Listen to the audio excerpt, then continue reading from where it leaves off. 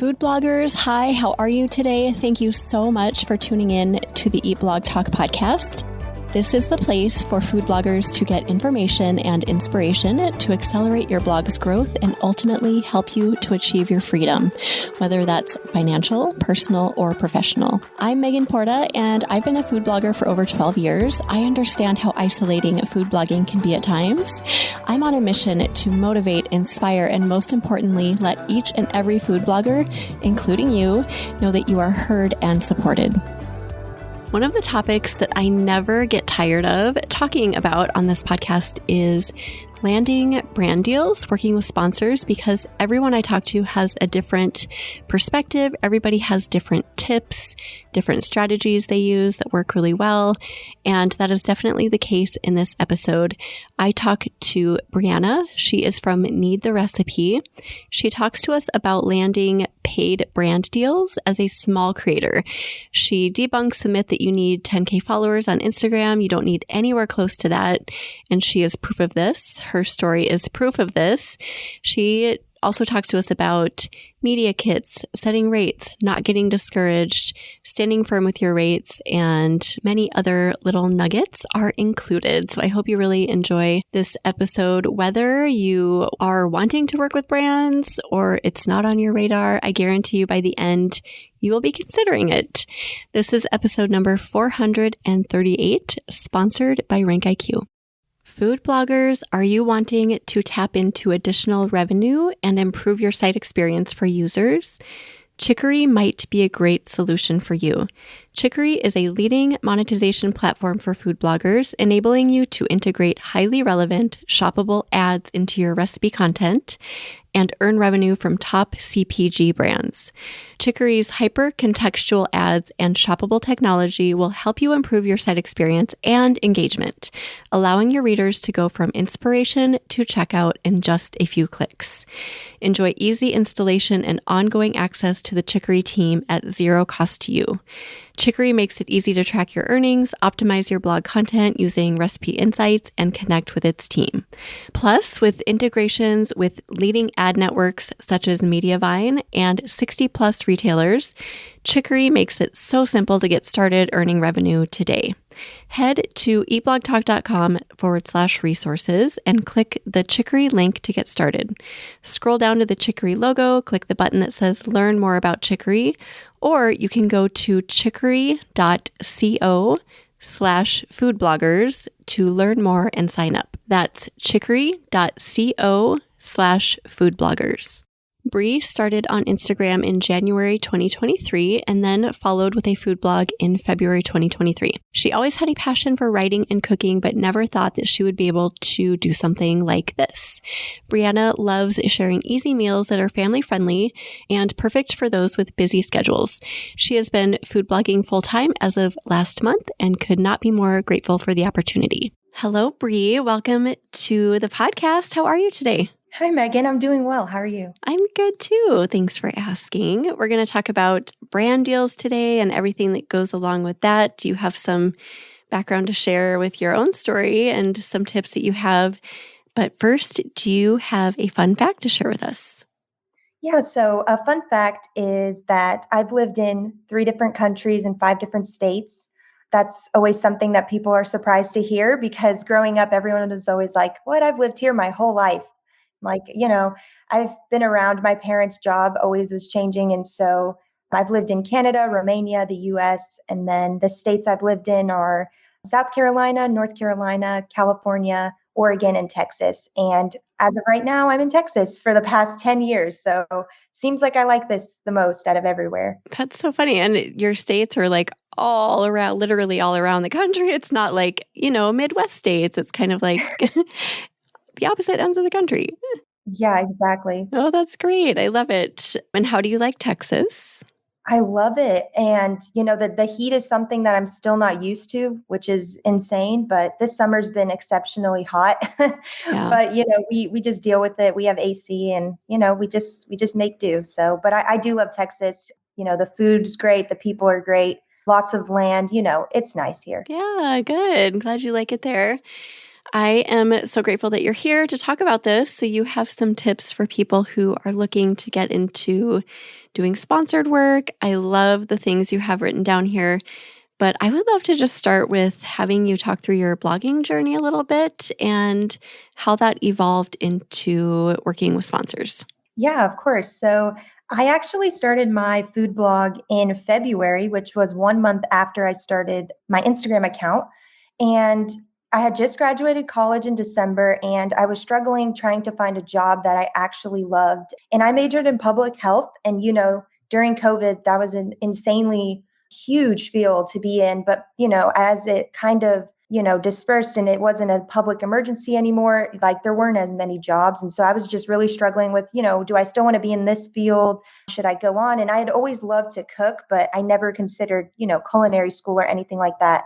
And I was like, this is the time where if I wanted to, I should just make the blog now. And so I had no experience with websites, no experience with photography, but I did love to write. And so that's really what propelled me to literally start the blog. In 1 week, I already built the Wow. website and had everything ready. And so it was a very fast process, but I haven't looked back since. And it's been so amazing. And the Instagram, I never expected to be focused on that. I started this with the full intention of, I'm going to monetize the blog. But then little do you know that it takes a long time to monetize a blog. You have to get, many page views and sessions and all those things. And so I started the Instagram and I started posting more on there. And I was like, wow, this could be a really great tool for monetization later. And just as I kept posting and posting, I started seeing other accounts with paid partnerships. But of course, they had 50,000 followers Mm. or 100,000. And I was like, that could never be me. I'm going to go focus on the blog. But then, that obviously changed. And I'm so grateful that I was able to, branch out into something that was new for me. And I end up loving it even more than anything I've ever done. So, talking about your blog versus Instagram, is there one that you enjoy more? I think now I do enjoy Instagram more. Ooh. And I never thought that that would be the case, but I've met so many amazing creators and I have such a great community of people that we're all doing the same thing. So it's so great that you can talk to people who are like-minded. And I've been able to help so many people and it just really brings me joy. Whereas the blog, it's like, it's just you and the blog, and you don't have anyone to talk to. You're just writing. And I do love to write. It's a tough one, but I'm going to go with Instagram for sure. It's just, I love interacting with people. Okay. And then on Instagram, have you been able to connect with a lot of sponsors? Have you been able to monetize pretty well that way? Yes, I have actually. Most of the sponsors that I've done, it has been for an Instagram reel. Only two of my sponsorships are actually for blog posts. So eventually I would love to grow that to where more brands, want to work with me in that regard, where I would create a recipe and then link them back to my blog. But yeah, most of them, I'll say like probably 75% have been Instagram reels. Wow. Okay. And then just for frame of reference, I haven't looked like super detailed at your account, but how many followers do you have now?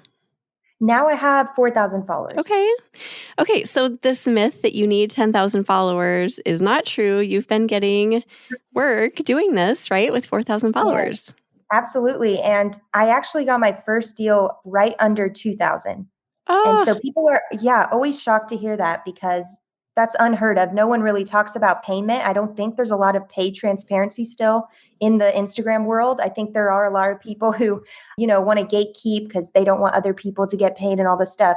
But I'm like, no, the more we all know that we can get paid, the better it is for all of us because then the industry rate is higher instead of so many people doing it for free. And then brands would rather work with those people instead of getting a different type of content.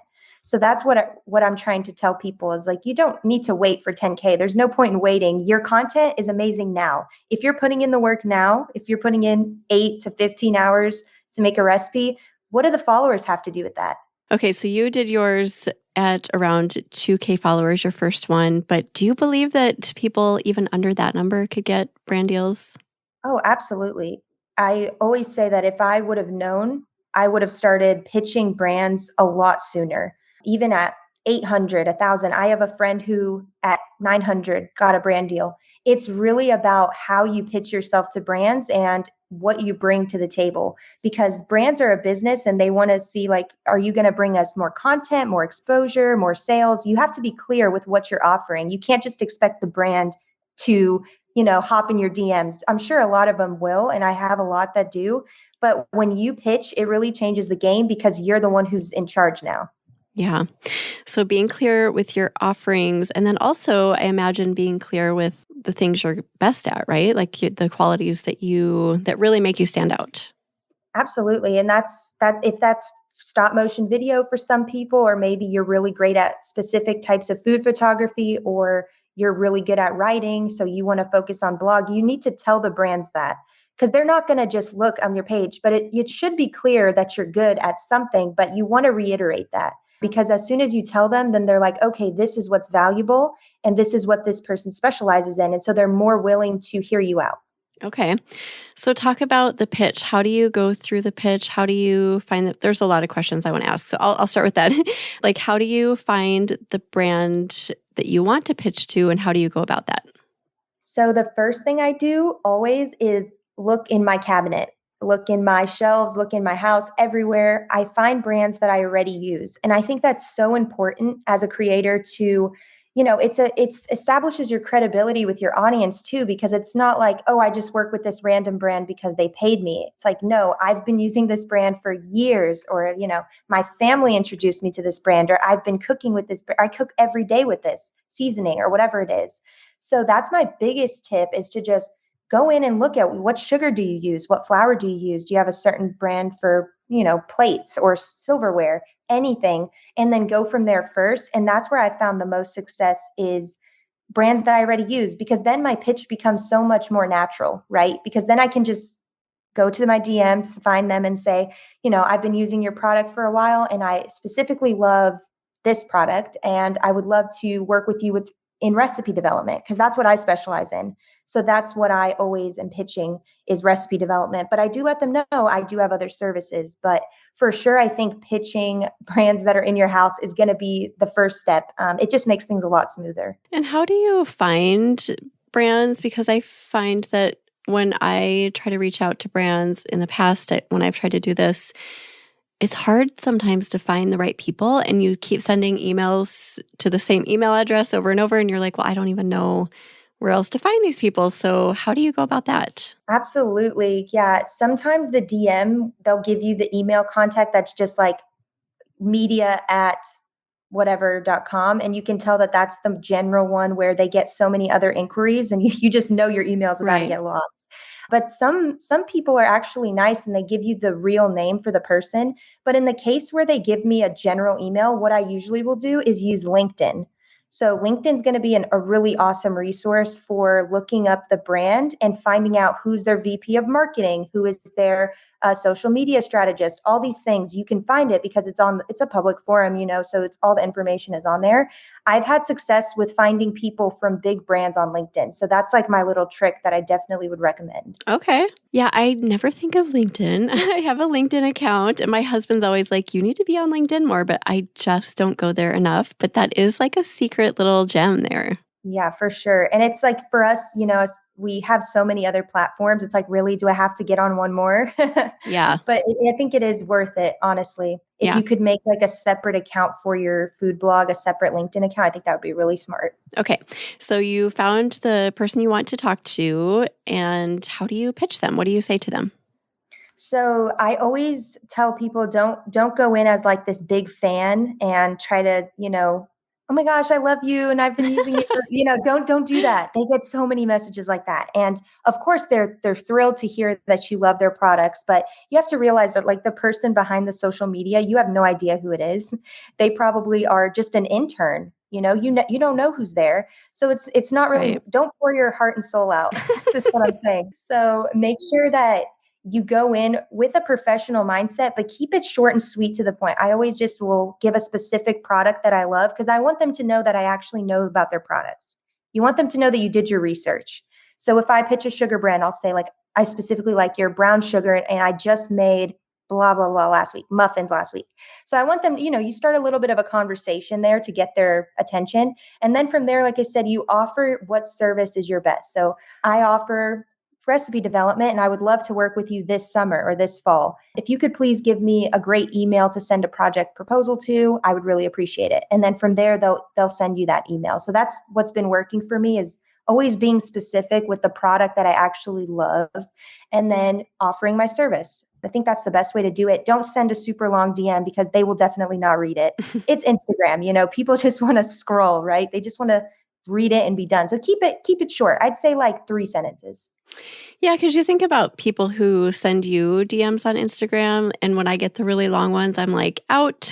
No, thank you. Yes, So just thinking about what you can tolerate and then applying that to your pitches as well. And then what about media kits? Do you have a media kit put together, and at what point do you send that? Yes. So the media kit is a really important piece, I feel like, for small creators, especially. It's basically like your resume. It shows other brands you've worked with in the past. It shows your best work, like your photos that you're most proud of, you put on there. You put your audience demographics, so what their ages are, where they're from, is the majority in the US. Brands really like to know this kind of stuff. And so you can make that in Canva. It honestly is so easy. There's plenty of templates, and you'll send that in the email stage. That is where, when you send that email pitch after you've DM'd them and you've gotten that email, you go to your email and you send a longer pitch. This is where you can start pouring your heart out if you want to, but be careful. But you can make it a little longer. You can have 3 paragraphs broken up. And then you say at the end, I've attached my media kit for review. And that is a way for brands to immediately get that fast overlook of your page without having to scroll through your 75 posts.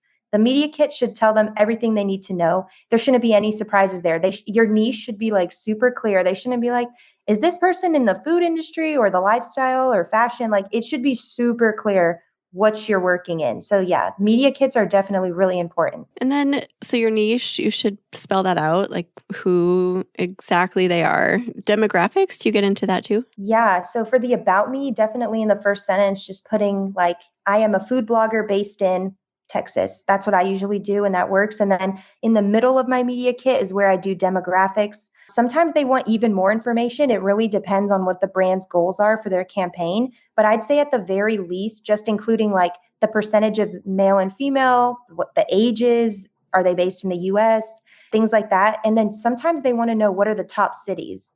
Because some brands are only local to certain areas. So it wouldn't make sense for them to work with you if they're running a campaign, let's say, like to increase their sales in a certain region, but then you're in the other side of the world, it wouldn't make sense. Yeah. So definitely demographics aren't a huge part, but it is important to keep that in there just to show them that, like, hey, I did my research. Okay. And then obviously you have like follower numbers and all of that information in there as well. Yes, follower numbers. And if you want to combine all of your followers from all of your social platforms, you can definitely do that. Or you can break it up and specifically say like TikTok is this, Instagram is this. But yeah, it's totally up to you. And then you want to put your engagement rate. That's one that people have trouble calculating. But if you look up online, like super quick Google search, and just say how to calculate engagement rate on Instagram, it'll tell you to, go into your settings, find what's the percentage of people that engage with your content, and then you divide that by your followers to find it. Super simple. Make sure you have that on there because brands will always ask for that. Yeah, I think I looked that up once because I'm like, my brain cannot compute that on its own. But there are like little calculators and things that help you walk through that. So absolutely. Virtual Tastemaker Conference is the place where content creators come together online to build community with fellow foodies and brands and learn from top industry experts and experience the magic of Tastemaker. This year's Virtual Tastemaker Conference 2023 theme is monetizing your business. Tastemaker wants to help you learn new and different ways to monetize or how to focus on things you could be doing but could maybe fine-tune to make it even more effective. This event is perfect for those who want to start monetizing their blog or content creation. Not only are there amazing educational opportunities within this virtual conference, but the experience and ability to connect with the community is the best part. You don't want to miss out on this incredible opportunity. Head over to eatblogtalk.com/resources. Scroll down to the Tastemaker logo and find the orange button labeled Sign Up for Virtual Tastemaker. eatblogtalk.com/resources. Anything else on the media kit that we should include? Here's a little thing that I like to do on the media kit is link my videos on the photo. So like if I put a nice photo that I like, I'll put the link to my Instagram reel. So that way they can click on it and it'll lead them. So I think it's a really smart thing to do if you are, focusing on both photography and videography and you're like, man, I want them to see my work. But a media kit is a still photo, so you can't put your video there. I think that's a great way. You could just make a little note in your media kit, like click on the photo to see my recent work. And brands will love that because it makes it more interactive and they can check out your videos too. And you can just hit two birds with one stone there. That is so brilliant. I love that. I've never heard anyone mention that. And yeah, I'm telling you, Canva makes it all easy. You don't have to do anything. They make it so simple. Canva is like a dream for us. It makes our lives so much easier. I love it. Same here. Yeah. So one discouraging point that I know I hear a lot of food bloggers talk about is sending out a pitch, finding the contact they think, and never hearing back, and then sending out another like a follow-up. So how often do you do that? And how do you not get discouraged with that? So I can't lie. That is the worst part of this. It's so bad to, put all this information and work out and you're really proud and you want to work with this brand. And then it's like a week goes by and you're like, okay. And then it's like 2 weeks. You're like, okay, what's going on? Like, I know you're busy, but like, we're all busy. Come on, Definitely I send follow-ups, but I don't just send like 2 or 3. Sometimes I send 7. So this is like a long process. You're not going to work with the brand the week after you pitch them. So I think on average, I would say like 5 to 7 times before I get my first email response. Just the first one that, maybe will ask me a simple question and we're not even into the negotiating yet. So the process to get a brand deal can take up to 3-4 months. It's not an easy process and it's easy to get in discouraged. But what I do is I just try to flip the mindset of there's always going to be other brands out there. There's so many, and there's so many local brands that, when you go to the store and you're like, oh, I've never seen this one before. And you can start, maybe using some new brands as well. What I try to do is I don't just pitch these. Let's say I pitched 7 emails that week, and then I'm just like waiting to hear back for months and months and then follow up with them. No, I'm also pitching even more. So it's like, as you're following up with those ones from last week, you've pitched already like 7 more. So it's always like about adding more and more and more pitches. You never want to just hang on those 7 or those 5 that you did last month. You always want to be increasing every week the amount of brands you pitch, because when you think about it, it's more options, right? Like the more people that you've reached out to, the more chances you have of working with the brand. So that's what helps me not get discouraged is I kind of keep a list of more people to reach out to. But yeah, definitely when I tell people how long it takes, they're like, no way. I'm like, yes. It takes a long time. Yeah. So like I just posted a video the other day that was like 3 months in the making. And people will never know that because once you post a video, they're like, oh, she probably made that a couple days ago, know? But it's all on the brand's timeline. Right. I loved what you said earlier about just not limiting yourself to like the brands that are in your awareness now. Like as you're walking through the store, kind of look around and see what else you're using. There are so many food brands, and that's why this is a great opportunity for food bloggers. The world is your oyster. There are so many brands, big and small and everything in between, that you can look into, right? I mean, don't limit yourself to those big brands. Absolutely. That are well known in the industry for paying food bloggers. Look outside of that. Absolutely, because you'd be surprised that I've actually had better luck with smaller brands. They actually have a bigger budget than these bigger brands, unless, sometimes the bigger brands will lie and say that they don't have a budget, because some of them are more selective and they might have a quota of like, we can only work with this amount of people or you need this amount of followers. I'm not going to lie. There are some brands that do care about followers, but I'll tell you the sweet spot for me has been working with brands in between like 3 and 10K followers. These are those like smaller to medium-sized businesses. They seem to be way more willing to work with me. And that's very interesting because, of course, I always say first pitch whatever's in your house. But after that, definitely go branch out. I found so many new brands just by walking in my store. I'll take pictures of new brands that are local or new brands I've never heard before and pitch them. And then I get more responses from that sometimes. So Yeah. definitely, yeah, don't just limit yourself to the brands you know, but definitely start with that.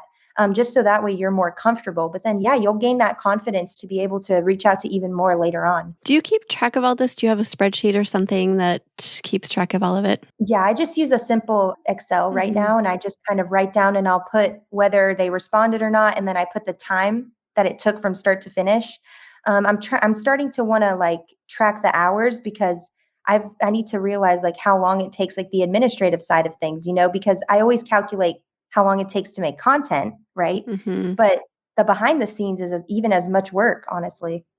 Yeah, right. So you said don't get discouraged, keep going. If you Right. haven't heard back, how many times do you follow up?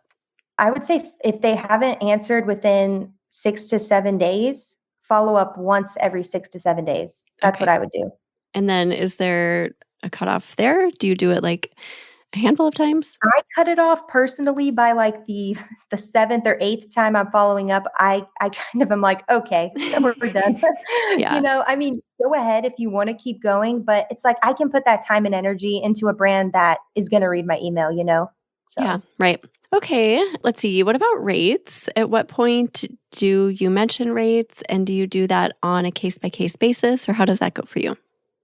yeah, so definitely with rates, you don't want to give them to the brand right up front because they might ghost you. You don't want to scare them away. You definitely want to ask questions first about, what are they looking for out of this partnership? What is their campaign goals? And tell them that you make custom rates. That's what I do. I don't believe you should be charging the same for every brand because some brands are bigger, some brands are smaller. Or let's say this is a seasonal campaign, right? Brands have a way bigger budget when it's like Christmas compared to something in summer, right? So you have to really think about that whenever you're going about your rates. But I give it to them probably I'd say like the third email into it. That's when they start asking like, okay, so this content you said you'd like to make, this recipe, like how much is that going to be? Like what's ballpark? And a lot of people, their first thing is, let me just give them my rate. But I actually would say not to do that. I would say flip the script on them and ask them, what is your current budget for this service? Because you don't want to lowball yourself. And if you end up saying 500, but they had an allotted, 1500 for this campaign, they're not going to tell you that. Yeah. They're not going to say, oops, sorry, it's actually 1500. Let us give you more. They're going to be like, oh, 500? Yeah, totally. We can do that because now they can work with two other people. Yeah. So always ask for their budget first. And yeah, some brands aren't going to give it. They're going to be like, oh, this person's smarter than we thought. But, say it in a way that's like respectful, like, can I have a budget range, please? I just want to better understand how I can help you. And then from there, I would give your rates after. Okay. I love that. Just asking for the budget first because I mean, there's a chance they'll give it to you and then it could be surprisingly more than what you were expecting. And then also, like, what if if a brand gives you a rate that's like kind of borderline, but you feel like, I don't know, this is not really enough. I usually don't do it, but it's like, not too far off. How firm do you stay with what you have in mind for your own rates? So I stay pretty firm, but it does depend. If I really do love the brand and I see that they truthfully don't have the budget and they're not just saying that, when I look and I see like, okay, this brand just started up, whatever, 2 years ago, and I look and they haven't worked with any creators yet, I'm more willing to get a lower rate for that. My goal is to help the business out, right? I would rather, work with them and help them instead of saying, "Oh, no, sorry, like you were 20 off or 50 off or 100 off or something like that." But like I said, it's definitely a case by case basis for that. But if it's a bigger brand, I will definitely stand firm. It's just not worth it underballing yourself and then you're shooting the content 2 weeks later and you're just feeling horrible about yourself because you're like, wow, I'm doing all this work and it's not my usual rate. You're going to feel a little bit off. And, no amount of money is going to make up for that feeling of when you're editing and you post it and you're just not proud of it because of, you know, let's be honest, money does drive us, right? Mm, And it's like, if you know that you got paid less than what you're worth, you're going to feel terrible. So that's why I always say stand firm. It's just not worth it. There'll be a brand that comes along that'll give you even more, you know? Yeah. So it's just all about being patient. It takes one situation for you to learn that. I've had one, I know I've talked about this on the podcast before, but I did one brand deal a long time ago with a big company and they did not pay me well. The contract was not clear if we even had one to begin. And it was like this whole summer of back and forth garbage that was just, it like ruined my summer. Like it was my fault. Obviously, I allowed it to ruin my summer. But in my mind, I was like, oh my gosh, I have to redo this. And it was just like I was not being paid enough. That's all it took for me to learn that I need to stand firm and charge more. And I think if you experience that one like situation like I did, then you never go back. Unfortunately, sometimes we have to learn the hard way. Absolutely. That's happened to me too. Don't worry. Oh, good. I feel like you're right. It does have to happen. You just recently, a brand told me in the contract, they only would get one revision for a reel, and then they asked for three. Oh, And, that was tough because I didn't put in the contract, I charge extra for revisions. That wasn't something that I thought about. And now I for sure will be charging yeah. extra for revisions because reshooting content is no joke, Oh, especially when you've already allotted a time for that and you've spent the entire week, editing, and it's like, nope, two more times. So yeah, definitely standing firm on yeah. everything is so important. The revision thing is huge too. Make sure you have that in your contract. Learn from us because that was the piece that was missing for me. And so I did like a whole video, turned in a draft, and then they had like a few revisions throughout the summer that I made changes to. At the end of the summer, they asked me for an entirely new video. And I was like, wait a second. You had me make revision. You saw the video multiple times. And then they asked me for a new video. And I was just like, no, I cannot do this. So definitely throw that in the contract. Yeah, and we're not trying to scare you guys with brand deals, but you have to know some of them are cutthroat. Like you're not going to work with the nicest people. That's what I've noticed. Like I'd say I've done 10 partnerships so far, and I'd say half of them I really enjoyed working with, and the other half not so much. Left a sour taste in my mouth. But you live and learn, Yeah. and you learn how to do better, and you learn how to stand more firm, and you learn how to put your foot down because at the end of the day, like you're the boss of your business, and you know what you're the best at, what your audience loves. And if they want you to do a revision and you're like, well, I know my audience doesn't like this, then you have to tell them that. Yeah. Because at the end of the day, it's going on your page, right? Yeah. So it's important for you to be a part of that decision. And the clearer you are with your boundaries in the beginning, the less likely any of this is going to happen. Like the nightmare story I told you about, it was all my fault. I was not clear. I didn't know any better. I was just like, okay, cool. They're going to pay me. You didn't know better. Yeah, we're just excited to get paid. Yeah, they're going to pay me a couple $100. And then it was like 0% worth it. So just being really clear up front what you're worth and what you're willing to do for what amount of money is huge. It will take you a long way. Is there anything else we need to know, Bree, before we start saying goodbye about working with brands? Anyone who is wanting to get into this? Did we forget anything? One thing I would say is just for anyone who's maybe still confused about how to set their rates, I just wanted to share really quickly kind of the equation that I use. Because I know some people like to charge based off of their followers and they'll take like a percentage, let's say 10%, 15% of whatever amount of followers. I don't think that's smart because the followers doesn't matter when it comes to how much time you spent. If someone sees your reel, they're not going to be like, oh, wow, they must have 10,000 followers because that's a 30-second reel. That doesn't mean anything. They don't know how long it took you to edit that 30-second reel. It must have been, it could have been 30 minutes of footage, right? So what I like to do is I add up the amount of hours it's taken me from start to finish for the recipe. So that's driving to get the ingredients, prepping the meal, cooking it, editing the photos, taking the photos, editing the video. I add that all up, and then I times that by an hourly rate. And that's how I get my base rate. And so for the hourly rate, it's really up to you. That's kind of like something that you're going to have to be comfortable with. I tell people if you're not comfortable, just charge what you get paid at your 9 to 5. For those of you that aren't doing this full time. So let's say you get paid $30, do that. And then times that by, let's say 10 hours. And then you have your rate right there for your, let's say post or reel or whatever you made that took that long. I personally think that this is the best deal for you and the brand because the brand needs to know how long it takes to actually make this content. It's not super easy. Like some people think you're just snapping a photo, right, and just moving on. I think it's really important that you know your worth, and eventually you can start increasing that hourly rate based on if you've bought more equipment or if you think your quality has increased, or let's say you bought a new camera or something, or let's just say you're more confident in your work now and you think you provide more value. You could definitely start increasing that. But I recommend doing that versus like, oh, 10% of my followers. Like that doesn't really have anything to do with your content. So I just wanted to put that out there. If anyone had questions about that, definitely DM me on Instagram and I would love to explain that more. But I think that's the best way to go about it. I love it. Love that formula. Now, if somebody is doing this full time and doesn't have another job and has no idea what to put in there for the hourly rate, do you have kind of a range? Yeah, I would say the range, I personally would do 30 to 50 starting out, because I think that's only fair, because when you think about it, we're kind of doing 10 jobs in one, right?